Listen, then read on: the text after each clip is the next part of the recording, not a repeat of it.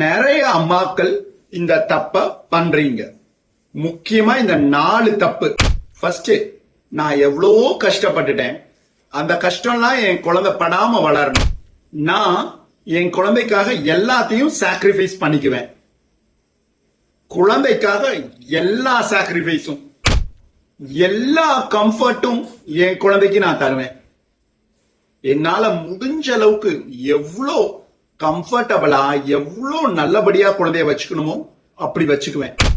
எப்பயுமே என் குழந்தைக்கு ஒரு பாதுகாப்பு அரணா, ஒரு ப்ரொடெக்டிங் ஷீல்டா, அவனை எந்த பிரச்சனைக்குமே நான் சால்வ் பண்ண நினைப்பேன். இந்த 4மே இன்டென்ஷன்ஸ் ரைட்டு, ரொம்ப பியூர். ஒவ்வொரு தாயும் இததான் நினைப்பாங்க. ஆனா அதனால நிறைய நடைமுறை சிக்கல்கள் வரும். பிரச்சனையே ஃபேஸ் பண்ணலனா எவ்வளவு தூரம் நம்மளால குழந்தை கூட டிராவல் பண்ணிக்கிட்டே இருக்க முடியும்? ஏதாவது ஒரு டைம்ல குழந்தை பிரச்சனையை ஃபேஸ் பண்ணி தான் ஆகணுங்கிற மாதிரி ஆகும்.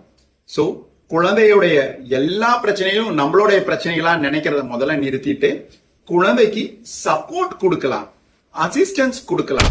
அனுபவம் தான் வாழ்க்கை பாடமா மாறி குழந்தைகளை நல்ல தெளிந்த தெளிவான முடிவுகள் எடுக்க வைக்கும்.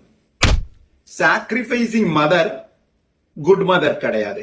ஹாப்பி மதர் தான் குட் மதரா இருக்க முடியும். தான் கம்ஃபர்டபுளா இருந்தா தன்னுடைய நீட்ஸ் எல்லாம் மதர் டேக் கேர் பண்ணாதான் குழந்தைய ஒழுங்கா டேக் கேர் பண்ண முடியும்.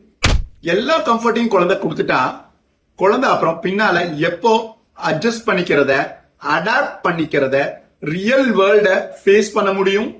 குழந்தைய ப்ரொடெக்ட் பண்ணலாம், ஒரு ஸ்டேஜ் வரைக்கும் ப்ரொடெக்ட் பண்ணலாம். ஏஜ் அப்ராப்ரியேட்டா குழந்தைக்கு ப்ராப்ளம ஃபேஸ் பண்ற தைரியத்தை நாம கொடுக்கணும். குழந்தைய முன்னிறுத்தி பின்னாடி நாம பேக்கப்பா இருக்கணும்.